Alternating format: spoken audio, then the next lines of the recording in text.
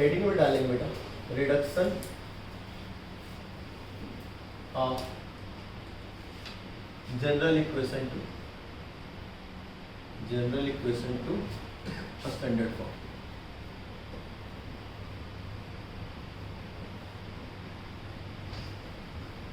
General equation का क्या मतलब बच्चा? सबसे पहले जनरल इक्वेशन का क्या मतलब होता है? x plus b y plus c. ये लाइन का हमेशा तुम्हारे पास इसी वे में आता है। Linear equation in two variable is the linear general equation. Clear? Yes sir. यानी x plus b y plus c, ये जनरल इक्वेशन।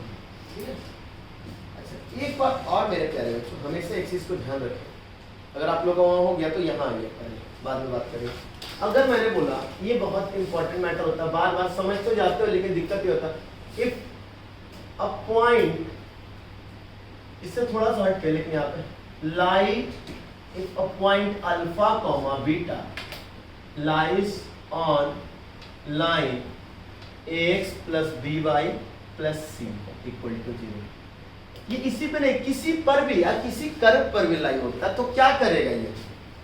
अल्फा और बीटा एक्स और वाई के जगह पे जब ये पुट हो जाएगा तो ये उस इक्वेशन को वैलिड करेगा, because this is the solution of the equation. Solution क्या होता है किसी भी कर्व का?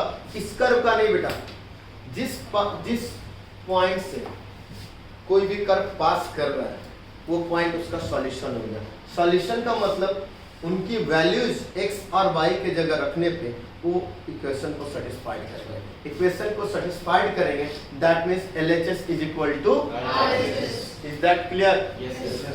जैसे मैंने बोला बेटा कि अल्फा और बीटा जो है उस लाइन पे लाई कर रहा है, तो x के जगह पे अल्फा रखो और y के जगह पे बीटा रखो बच्चों, तो उस इक्वेशन को सेटिस्फाइड करेगा। यानी a alpha plus b beta plus c equal to 0। ये मेन बेसिक्स है। क्लियर? अच्छा, स्लोप जब मैंने बोला था, आप लोग को जब पढ़ाया था स्लोप, तो स्लोप क्या पढ़ाया था? स्लोप क्या था? इंटरसेप्ट के बारे में भी कुछ बातें करी थी मैंने। स्लोप क्या था इंटरसेप्ट के फॉर्म में? किसी को याद है? Minus y intercept upon x intercept. नहीं याद है? स्लोप यानी m, हिंट में लिख देता हूं, माइनस में y intercept upon x intercept. समझ में आई बातें? तो सबसे पहला रिडक्शन जो चल रहा है बेटा हम लोग, ये reduction to slope intercept form, reduction of slope, reduction to slope intercept form. Clear?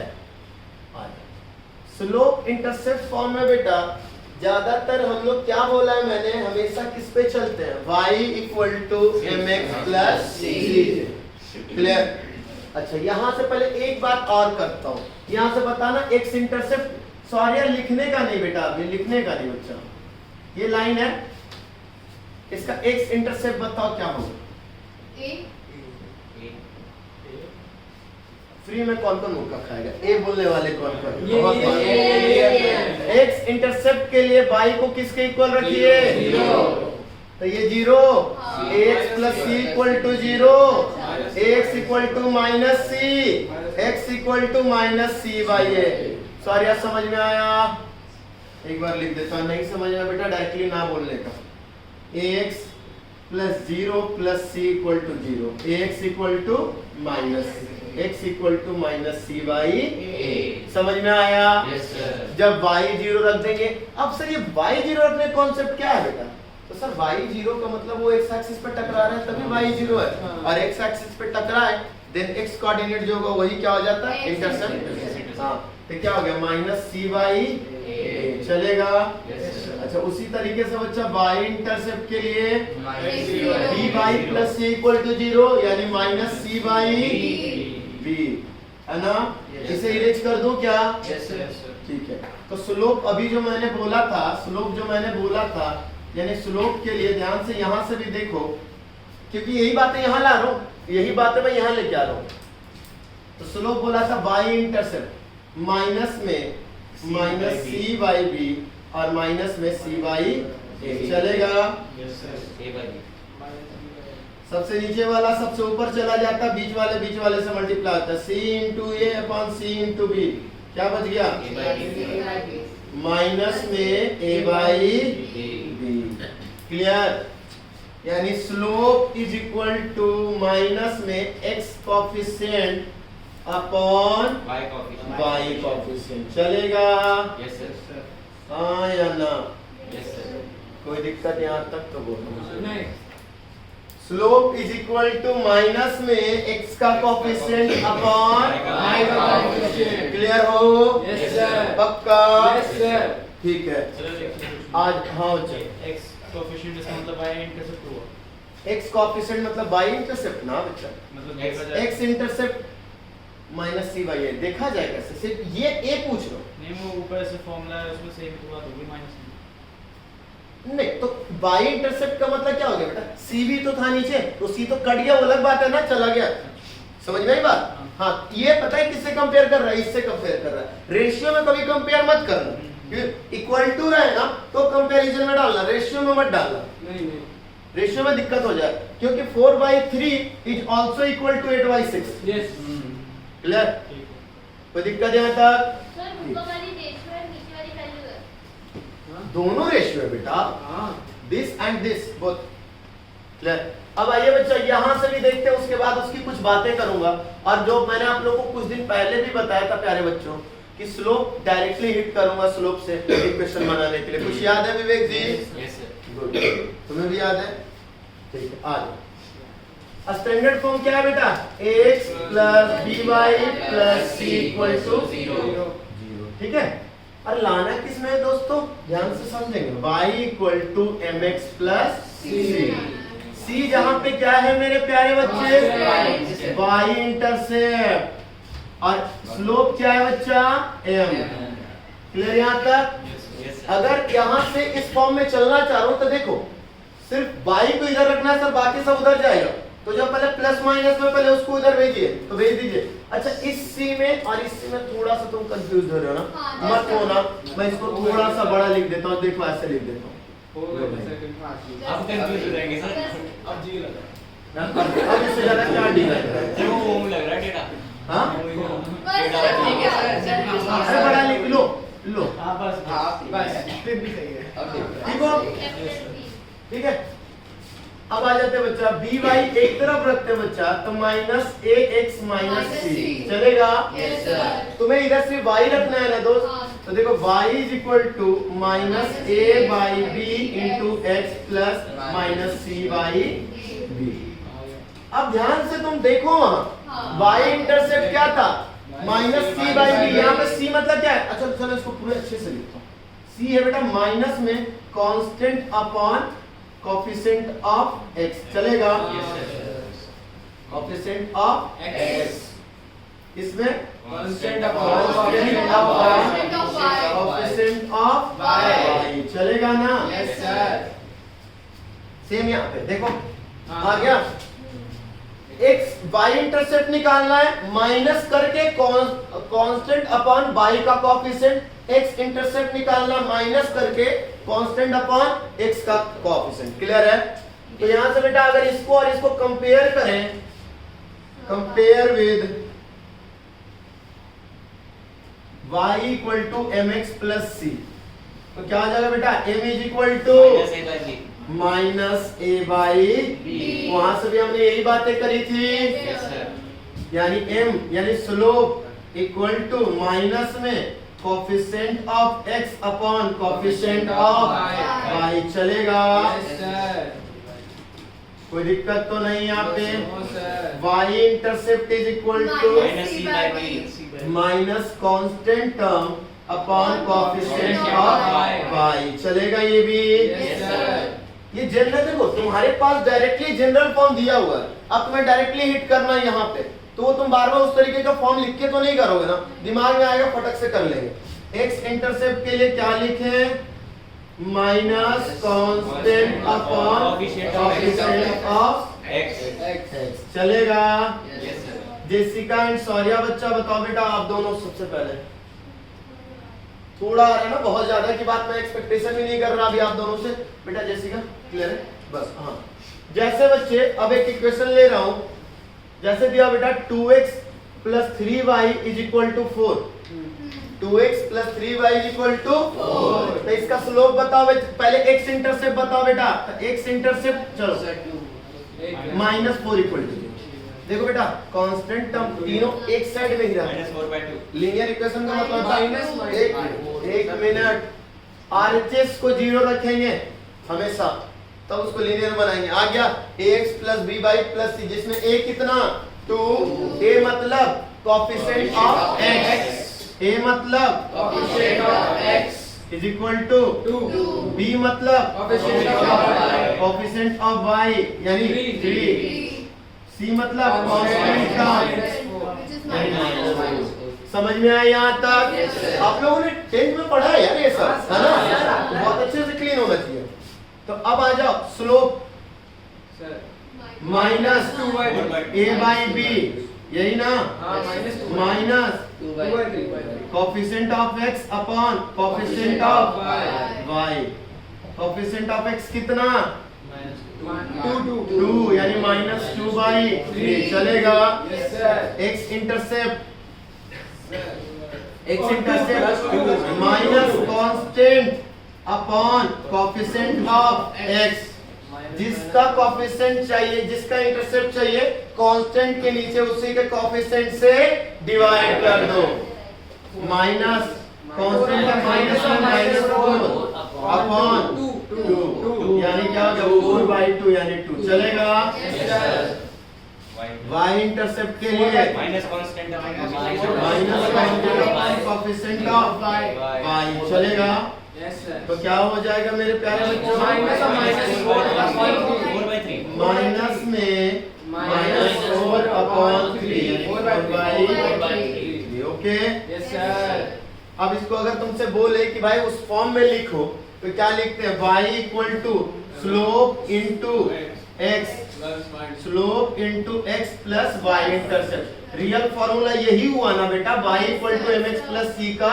Yes हां हां हां y equal to mx plus c का रियल फॉर्मूला रियल में यही हुआ, y is equal to slope into x plus intercept, है ना? तो y is equal to slope कितना? -2/3x प्लस 4/3 चलेगा।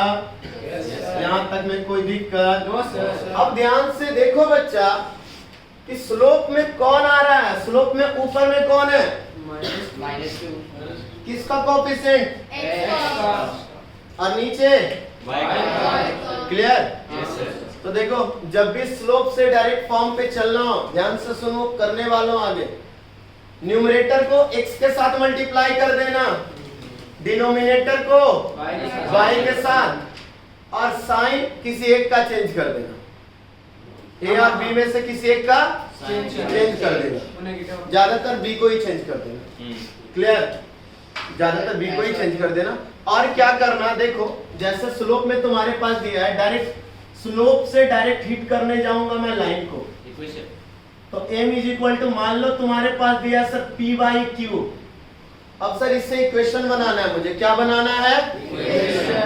तो ऊपर वाला जो न्यूमरेटर है वो x के पास छोड़ के आ जाओ, हां p इंटू x नीचे वाला डिनोमिनेटर y को छोड़ के आ जाओ, q y is equal to कुछ कांस्टेंट बनेंगे, वो बाद में बात करूंगा कैसे बनेंगे और क्यों बनेंगे। और साइन चेंज कर दो, अगर वो प्लस रहे तो माइनस कर देना, माइनस, क्योंकि यहाँ दोनों प्लस है तो माइनस कर दिया। कोई दिक्कत यहाँ तक? अगर सर दोनों ही यहीं पे दिखाता हूँ, यहीं पे दिखाता हूँ, एक मिनट रुक जाओ मेरे प्यारे। स्लोप क्या है तुम्हारे पास? -2/3, 2 दे दो उसको, दे दिया, ठीक है, 3 दे दो उसको, दे दिया, 2x 3y, ठीक है, माइनस था तो प्लस डाल लो, समझ में आया? ये जो माइनस साइन है या प्लस साइन है, b को ही दे दो, तुम b को ही दे दो। अभी बताऊंगा उस पे चलूंगा, एक मिनट के अंदर चलूंगा, इसको नोट डाउन करवाने के बाद चलूंगा। ठीक है बस एक डाउट है मतलब हाँ बेटा बोलो बोलो बोलो बोलो मतलब कि x minus x upon y का कोफिशिएंट है तो उसको इक्वल इधर थोड़ा विजुअल है, नीचे की तरफ है। नीचे की तरफ विजुअल है। चलो आ जाओ यही क्वेश्चन ही करते हैं। अलाइन हाँ ठीक है ठीक है थोड़ा सा- align passing through point 6, 7 and has slope 3, 8 minus 3, clear है? Yes, sir. माइनस या प्लस जो भी साइन है किसको देके जाओ b को बी को। मैं ऐसे बोल रहा हूं, नहीं तो किसी एक को रखो कोई फर्क नहीं पड़ेगा, साइन किसी एक का कोएफिशिएंट चेंज कर देगा, या तो -3 इसको बोल दो या -8 तुम्हारी मर्जी। तो पहले ये बोल दूं 3x 8y 8y माइनस था तो यहाँ पे प्लस इज इक्वल टू। अब मुझे ये बताओ ये लाइन, अगर ये लाइन इस पॉइंट से पास कर रहा है तो ये लाइन इसको सेटिस्फाइड करेगा कि नहीं करेगा? तो इसको पुट करके जो वैल्यू आएगा यहाँ पर रख दो तभी वैलिड होगा ना। Yes, sir, होगी। तो देखो ध्यान से 3 into 6 18, 8 into 7 56, 18 plus 56 74। This is your equation. बताया था कि आगे से जरूरत नहीं पड़ेगी। समझ में आई बात? क्यों पुट किया हमने? क्योंकि वो पॉइंट हमें सेटिस्फाइड कर रहा है। अनुराग क्लियर हुआ? फिर से देखते हैं बच्चों, फिर से देखते हैं। ऊपर वाला कोएफिशिएंट किसे दे दो? x को। नीचे वाला कोएफिशिएंट y को। अब माइनस है ना, प्लस कर दिया। अब हमें ये पता है सर कुछ भी कांस्टेंट होगा मुझे नहीं पता क्या, लेकिन इतना तो जरूर पता है सर कि अगर ये लाइन इस पॉइंट से पास कर रहा है तो इस पॉइंट को ये सेटिस्फाइड करेगा। सेटिस्फाइड करने का मतलब है इस पॉइंट की वैल्यू अगर इस पॉइंट में रखेंगे तो LHS is equal to RHS होना चाहिए। तो 6 into 3 8 into 7 18 plus 56 24। This is the equation. One line है, खत्म कहानी। क्लियर है? हाँ सर। साइन चेंज देख बेटा, देख साइन चेंज क्यों लाया मैंने कॉन्सेप्ट, यहाँ पे देख, यहीं पे बात करो। Minus coefficient of x upon coefficient of y के साथ माइनस आ गया। माइनस तो था नहीं ना कोएफिशिएंट ऑफ x और y के पास, ये माइनस आया तो हमें एक्चुअली हमें coefficient of x upon coefficient of y, अगर ये रहता तो x को x देते भाई, y को लेके चले जाते, लेकिन माइनस ला दिया ना, तो माइनस हटाना भी तो है हमें, है ना? क्लियर हुआ यहाँ तक? जेसिका बेटा ये समझ में आया बच्चा तुम्हें? ये समझ में आया तुम सबको? तो स्लोप इज इक्वल टू क्या? माइनस में coefficient of x upon coefficient of y। Akshit ji मुंह में जुबान है, जुबान में आवाज है। हाँ केशव स्माइल पास करने के बजाय आवाज निकाले, आवाज साउंड निकाले जो मैं बोलते जा रहा हूँ। आइए एक्स इंटरसेप्ट के लिए क्या? माइनस में constant upon coefficient of x, और एक्स इंटरसेप्ट निकालने का एक और तरीका था y इक्वल टू 0। थोड़ा गले से और आवाज जेसिका, ये आवाज निकालोगे ना तो एग्जाम में बहुत फायदा होगा। यहाँ रोटेशन होता है, यहाँ माइंड में रोटेट हो जाता वो चीजें, तो तुम्हें ज्यादा चीजें समझ में आने लगेंगी। मैं पागल नहीं कि मैं चिल्ला चिल्ला के पढ़ाता हूँ बेटा, दिखने में भले लगता हूँ लेकिन एक्चुअली मैं हूँ नहीं हूँ ना, दिखने में नहीं लग रहा ना मैं। बेटी चलो बेटी y इंटरसेप्ट के लिए x इक्वल टू 0 या दूसरा माइनस में constant upon coefficient of y। Slope के लिए माइनस में coefficient of x upon coefficient of y। ये समझ में आ गया? ठीक है। और अगर कभी स्लोप दिया है तो स्लोप का न्यूमरेटर x को दे के आओ, डिनोमिनेटर y को दे के आओ, और अगर स्लोप पॉजिटिव है तो y में नेगेटिव डाल दो, और अगर स्लोप नेगेटिव है तो y में पॉजिटिव डाल दो। इज इक्वल टू कांस्टेंट रहने देना, कभी किसी और चीजों से कभी किसी और चीजों से तुम्हें सेटिस्फाइड कर देगा। यहाँ पे इसने इससे कर दिया। हाँ बेटा साइना, तो मुझे एक कंफ्यूजन वापस हो रही है कि हाँ। स्लोप की दो है, एक तो minus y intercept upon x intercept, हाँ। और एक है माइनस x का कोएफिशिएंट अपॉन y। दोनों सही है। हाँ दोनों सही है। 2 plus 3 भी 5 होता है, 1 plus 4 भी 5 होता है, और -2 plus 7 भी 5 होता है, तीनों सही है।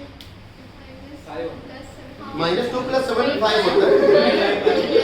क्लियर है? Yes, sir. तो बेटा रटो मत, यही तो बार बार समझा रहा हूँ, रटो मत, लेकिन कुछ चीजें माइंड में आनी चाहिए। हाँ ये भी, हाँ स्लोप का एक और मैटर था, माइनस में by intercept upon x intercept. कोई दिक्कत यहाँ तक?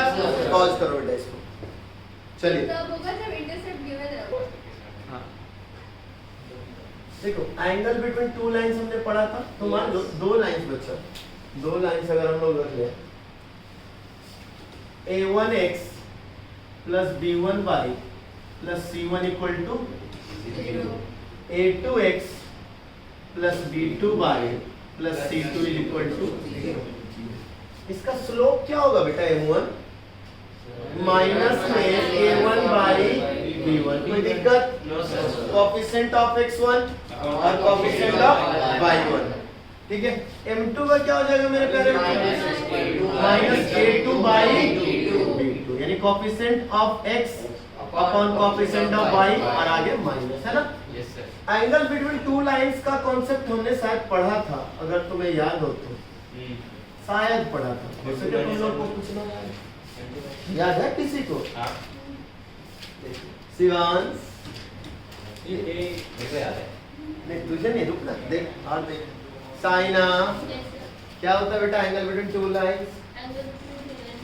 ऐसे ऐसे बोलोगे तो ऐसे थोड़ा पैनिक के लिए मुझे ऐसे बोलोगे सर, ऐसे पैनिक कर जाओगे सर, और जब एग्जाम में आएगा सर तब पैनिक क्या करोगे सर? तो नहीं ऐसे भूले नहीं ऐसे तो बोल दो भूले नहीं हो तो। ऐसे अभी तो ऐसे भूलने में बस। मजा आएगी।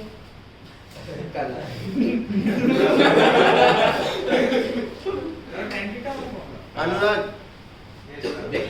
यार उल्टा बोल दिया, m1 minus m2 upon 1 plus m1 into m2, clear? Yes sir. Theta उनके बीच का एंगल है। अगर ये लाइन मैं बोल दूं, देखो थोड़ा सा ऐसा है, ये हो गया a1x plus b1y plus c1 equal to 0, a2x plus b2y plus c2 equal to 0, ये थीटा, ठीक है। तो क्या हो जाता था, उसके लिए tan लगा के आगे मॉड्यूलस जान के, क्योंकि एक अक्यूट तो दूसरा ऑब्ट्यूज भी बनेगा। तो जब मॉड्यूलस, जब एंगल निकालने की बारी आती थी तो एक निकाल के थीटा निकाला, दूसरे को पाई माइनस थीटा कर दिया। m1 minus m2 upon 1 plus m1 into m2 चलेगा। हाँ इंटू इंटू लिखो, अच्छा गलती हो गई भैया, तुम लोग तो पीछे पड़ जाओ, सर की गलती नहीं के सब मिलके आक्रमण, बस आ जाओ। tan थीटा में बच्चों यहाँ बेटा माइनस में a1 बाई और minus a2 by b2 upon 1 plus a1 b1 और a2 b2, क्यों? क्योंकि माइनस माइनस प्लस, चलेगा? अच्छा बच्चों, तो क्या आ गया बेटा, minus a1 b2 plus a2 b1 upon b1 b2 रहने दो, नीचे b1 b2 खत्म कहानी कर देगा, और ये b1 b2 यहाँ चले जाए, b1 b2 plus a1 a2 का होल मॉड्यूलस। आसान हो गया चीजें। अब तुम डायरेक्टली कोएफिशिएंट से निकाल सकते हो, तुम्हारे पास चीजें बहुत ज्यादा। एक क्या करो, देखो याद दिलाने का तरीका, कुछ भी चाहे चाहो तो a1 b2 पहले कर लो, मर्जी है, दोनों सेम चले क्योंकि मॉड्यूलस है भाई, पॉजिटिव या नेगेटिव। देखो a1 b2 b2 a1 अलग अलग कर दिए, नीचे सेम सेम वाले करा दो, a1 a2 plus b1 same वाले में प्लस लगा दो, डिफरेंट वाले में माइनस लगा दो। कोई दिक्कत यहाँ तक?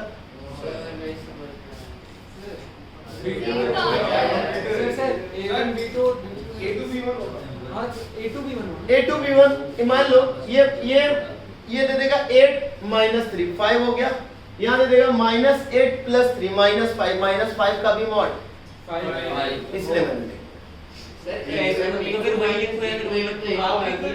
एक मिनट, हाँ बोलिए sir a1 b2 minus b2 a1, लीजिए गलती हो गया मेरे से। वही तो बोल रहे हैं। हाँ b2 a2 b1 A2B1 minus A1B2 एकदम खुश है आप?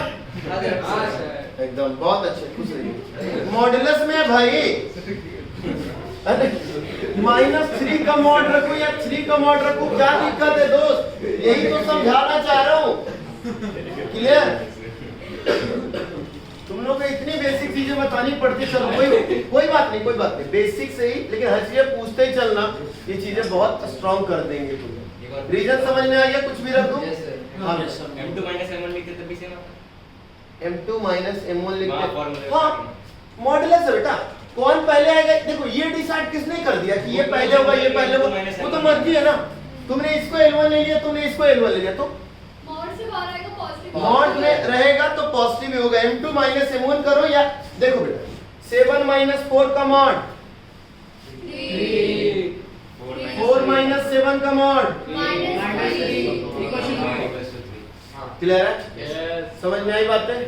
तो बहुत ज्यादा परेशान होने की जरूरत नहीं है। ओके, आइए अब एक बात और बेटा, ये डायरेक्टली हिट कर जाएगा आपके पास, है ना? अच्छा, अब ये बताओ, अगर ये लाइन कॉन्साइड कर जाएंगे तो, अगर ये लाइन कॉन्साइड कर जाए, कॉन्साइड नहीं पहले पैरेलल आते हैं, अगर ये लाइन पैरेलल हो जाएंगे तो लाइंस पैरेलल, लाइंस पैरेलल। एक तो उस तरीके से चल ही रहे हम लोग, यानी थीटा इक्वल टू 0, यानी tan 0 0 और 0 आए बेटा। ये बहुत अच्छी सी बात बता रहा हूँ, हमेशा चलिए, डिनोमिनेटर कभी 0 नहीं देगा तुम्हें, तो न्यूमरेटर को 0 करना पड़ेगा, क्योंकि डिनोमिनेटर इंफिनिटी देगा तभी 0 होगा, और इंफिनिटी में हम कोई रियल वैल्यू की बात नहीं करते। It means sir A2B1 minus A1B2 is equal to 0, यानी A2B1 is equal to A1B2। It means A2 by A1 equal to B2 by B1, यानी कोएफिशिएंट ऑफ x का ratio is equal to coefficient of y का ratio. ये आप लोगों ने पढ़ा भी था, जब दो लाइंस पैरेलल होते हैं तो A1 by A2 is equal to B1 by B2 but not equal to C1 by C2।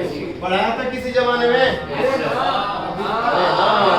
तो आ जाओ फिर एक और बात, यहाँ पे 90 डिग्री पे इंफिनिटी देता है ना, इंफिनिटी देने का मतलब अभी बताया था कि कब, जब डिनोमिनेटर क्या होगा, क्लियर हुआ? तो आ जाओ यहाँ, लाइंस परपेंडिकुलर, यानी थीटा 90 डिग्री, यानी tan थीटा इंफिनिटी, यानी तभी पॉसिबल है जब A1 by A2 plus B1 by B2 is equal to 0। Clear? Yes sir. यानी आज के बाद जब भी तुमसे बोलेगा कि भाई दो लाइंस परपेंडिकुलर हैं कि नहीं है, तो क्या करोगे? एक x के कोएफिशिएंट का मल्टीप्लिकेशन प्लस y के कोएफिशिएंट का मल्टीप्लिकेशन इज इक्वल टू 0। चलेगा? बिना स्लोप निकाले भी हम काम कर सकते हैं ना? Yes sir. तो एक लाइन है, इसके बारे में बताना है, 2x plus 3y plus 4 equal to 0, 3x minus 2y plus 8 is equal to 0। क्या होगा ये दोनों लाइंस? अब यहीं से मैं तुम्हें कुछ अच्छी सी बातें बताने वाला हूँ विवेक। परपेंडिकुलर। हाँ। परपेंडिकुलर है? Yes, कंफर्म हो? Yes, sir. पक्का? Yes, sir. Yes sir. तो ये बताओ, ऐसा है क्या? देखना इस चीज, मैं यहीं पे कुछ डिस्कस कर रहा हूँ, छोटी सी नहीं है। बात हो सके मुझे, मैं गलत रहूँ। A1 A2 is equal to minus B1 B2, पक्का ना? Yes sir. देखना दो, सही है ना? सही हो तुम, सही हो हाँ। यही पे। तो जो परपेंडिकुलर लाइंस हैं उनमें कुछ में डिफरेंस दिख रहा है, कोएफिशिएंट इंटरचेंज हो गया। और साइन Change। तभी तो उनका मल्टीप्लिकेशन 0 आया। तो अभी के बाद मैं आगे बताने जाऊंगा, इसके बाद ही बताऊंगा कि जब दो लाइंस परपेंडिकुलर होंगे, जब दो लाइंस परपेंडिकुलर होंगे, तो अगर एक लाइन दिया है, मान लो ax plus by plus c equal to 0, तो बेटा पहले तो इंटरचेंज कर दो और साइन चेंज कर दो, तभी मल्टीप्लाई होके 0 होना चाहिए। Yes sir. तो दूसरे को क्या आ जाएगा, bx minus a by plus b equal to 0। d constant क्या आएगा मुझे पता नहीं है। क्लियर हुआ? देख के पता चल जाएगा फिर तो परपेंडिकुलर। सो इसके इनका स्लोप भी इक्वल टू माइनस बना दूंगा m2 हाँ हाँ, क्लियर है यहाँ तक? Yes sir. ये भी पता चल गया। 2 मिनट बेटा, 2 मिनट में बोलो इसके बाद। ये भी पता चल गया कि डायरेक्टली देखना तो कैसे देखोगे। Yes sir. और वैसे भी देखने के लिए कुछ मत देखो यार, सिंपल सा देखो, स्टैंडर्ड फॉर्म में कर दो। स्टैंडर्ड फॉर्म का मतलब जितना भी कॉमन है पहले कॉमन लेके हटा दो दोनों में से। उसके बाद देखो कि दोनों का कोएफिशिएंट इंटरचेंज है और दोनों x और y का कोएफिशिएंट दोनों में इंटरचेंज है और कोई एक का साइन चेंज होना चाहिए बस, परपेंडिकुलर इसलिए है। मतलब कि -3x + 2y होता तब भी सही होता है। तो ये बस कितना बन जाता देखो, प्लस माइनस माइनस। अभी तो भी परपेंडिकुलर। हाँ हां अभी भी है। अरे क्या किया मैंने, साइन इंटरचेंज किया, सॉरी साइन चेंज किया एक का और कोएफिशिएंट इंटरचेंज किया। इसके बाद में वही बात है, तो वो साइड वाला लिख चुके हो क्या? Yes sir. तो साइड इरेज कर लूं। ये कांस्टेंट प्लस भी होता तब भी आंसर चेंज नहीं होता। हाँ आंसर चेंज नहीं होता, कांस्टेंट तो कुछ भी आ जाए, कांस्टेंट तो कंडीशंस के अकॉर्डिंग आएगा आपका, ठीक है। कांस्टेंट मैं छोड़ दूंगा, कांस्टेंट आपके पास हमेशा, कांस्टेंट का खेल आपके पास अलग चलता रहेगा, याद रखेंगे, ठीक है। तो अगर एक लाइन आपके पास गिवन है, लिसन यहाँ पे ax + by + c = 0 गिवन है। Another line, another parallel line, सबसे पहले क्या बनाना है, पैरेलल बनाना है ना दोस्त। तो पैरेलल के कोएफिशिएंट इक्वल कर दो, कोएफिशिएंट कुछ मत करो, ax + by प्लस कांस्टेंट, अब कुछ भी रहे उससे मुझे मतलब नहीं है। d रख दो, कुछ बुक्स में d लिखा रहता है, कोई फर्क मुझे नहीं पड़ता। क्लियर है? एक लाइन दिया है, बोल रहा है कि इसके पैरेलल बनाओ, ऐसे क्वेश्चन देगा, draw find the equation of the line which is parallel to this and passing through this. Passing through वाले से तुम्हारा कंडीशन निकल आएगा, जो यहाँ पे कंडीशंस हमने खेला था, पता चला? इतना तो मिल गया सर, इक्वल टू में जो रहेगा कांस्टेंट में लिख देंगे। Yes sir. समझ में आई बात? ठीक है। अब आ जाओ परपेंडिकुलर लाइन, ध्यान से, परपेंडिकुलर में ही बातें चलती है मेरे प्यारे बच्चों। परपेंडिकुलर लाइन कुछ मत करो, कोएफिशिएंट पहले चेंज करो। कोएफिशिएंट चेंज कर दिया, कर दो, bx माइनस a बाई, अब प्लस में कांस्टेंट रख दो, या बाहर रखना है रख दो। कांस्टेंट समझ गया ना कैसे आएगा, कंडीशन पुट करके आएगा constant, put condition to find the constant, मैं लिख दूंगा यहाँ पे। अब चाहो तो तुम इसको माइनस कर दो या minus bx + a by constant, ठीक है, रख सकते हैं। अब अगर यहाँ पे सुनो ध्यान से, क्या फर्क पड़ेगा, अगर यहाँ पे कांस्टेंट पॉजिटिव आ रहा होगा तो इस केस में यहाँ पे कांस्टेंट नेगेटिव। और सिंपल -1 से मल्टीप्लाई किया तो माइनस हो गया, प्लस हो गया तो क्या हो जाएगा, माइनस हो जाएगा, चलेगा? किसी को तकलीफ? Find constant by putting